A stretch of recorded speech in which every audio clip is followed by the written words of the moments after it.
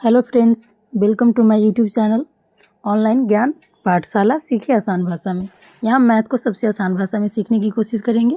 तो चलिए हम चलते हैं अपने पहले नंबर क्वेश्चन पे। यहाँ पे कह रहा है 2, 3 और 5 और 7 का एलसीएम क्या होगा। तो जैसा कि हम यहाँ पे देख रहे हैं कि 2, 3, 5, 7 एलसीएम का रूल क्या होता है कि कम से कम 2 नंबर कटना चाहिए। यहाँ पे देखिए कोई भी ऐसा नंबर हम यदि लेते हैं तो यहाँ पे मतलब 2 नंबर नहीं कट पाएंगे।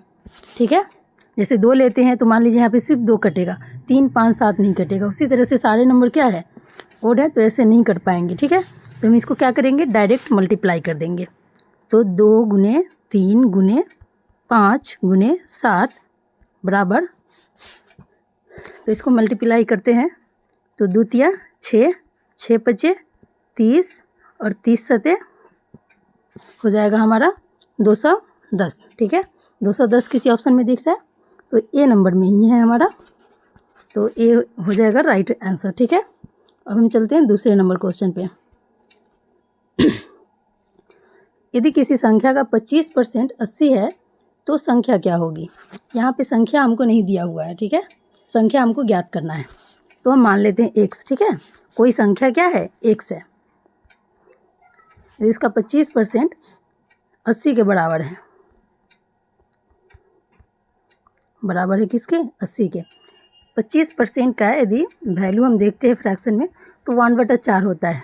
ठीक है, आप इसे याद भी कर सकते हैं, नहीं तो हम यहाँ पे ला के दिखाते हैं कैसे आता है। तो x बराबर 25 बटे परसेंटेज हटेगा तो 100 आ जाएगा, बराबर में 80। ठीक है, तो 25 चौका 100 कट जाएगा, आ गया 1/4। तो इसीलिए हमने ये डायरेक्ट ये रखते तो डायरेक्ट हो जाता। अब इसको हम गुना कर देंगे तो 8 चौक 32 यानी 320। ठीक है, x का मान क्या होगा, वो संख्या 320 है जिसका 25% किसके बराबर है, 80 के बराबर है।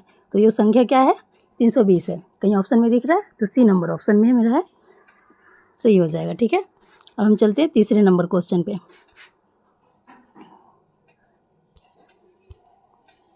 तो तीसरा नंबर क्वेश्चन हमारा कह रहा है कि एक वर्ग का क्षेत्रफल जो है 144 वर्ग सेंटीमीटर है, तो उसकी भुजा कितनी होगी।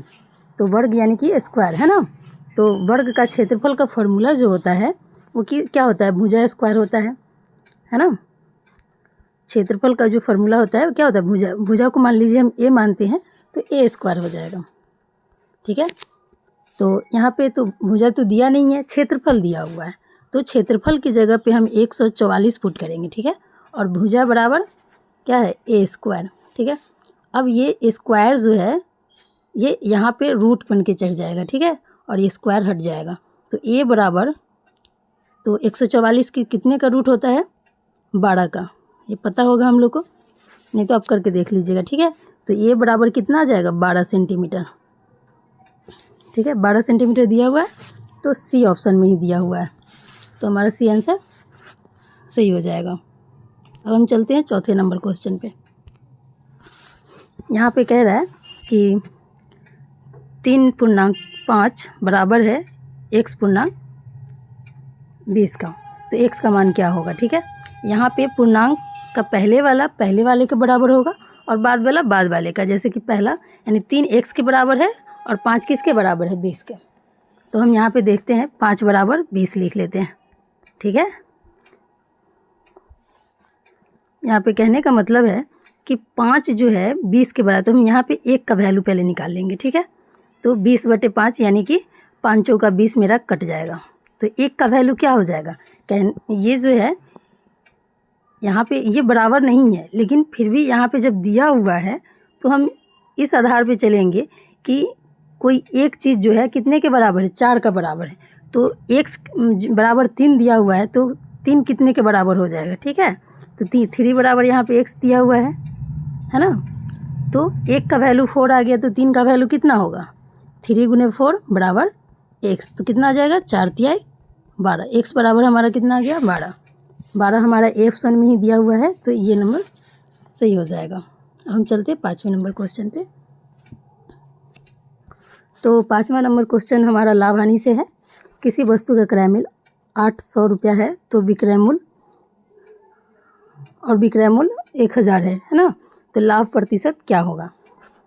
तो क्रय मूल्य जो होता है हमारा दुकानदार द्वारा खरीदा हुआ वस्तु का दाम क्रय मूल्य कहलाता है। और विक्रय मूल्य कहने का मतलब दुकानदार ने जिस दाम में वस्तु को बेचा है, ठीक है।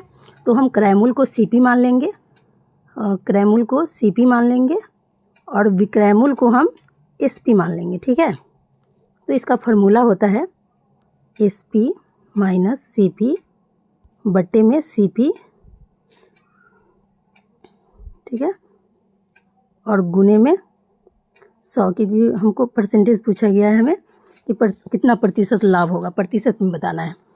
तो देखिए हम लोग यहीं पे कर लेते हैं कि एसपी माइनस सीपी कितना हो जाएगा हमारा, 1000 में से 800 घटेगा तो 200 हो जाएगा, हम डायरेक्ट लिख लेते हैं। और सीपी हमारा कितना दिया हुआ है, यानी क्रय मूल्य 800 रुपया, दुकानदार कितने दामों में खरीदा था, 800 में, ठीक है। और गुने में हम यहाँ पे क्या कर लेंगे, 100। अब काटते हैं, 2 जीरो से 2 जीरो कट गया और 25 अठे 200, तो हमें लाभ कितना का हुआ, 25% की लाभ होगा दुकानदार को, ठीक है। दिया हुआ है बी ऑप्शन में, तो बी ऑप्शन सही हो जाएगा। तो थैंक यू।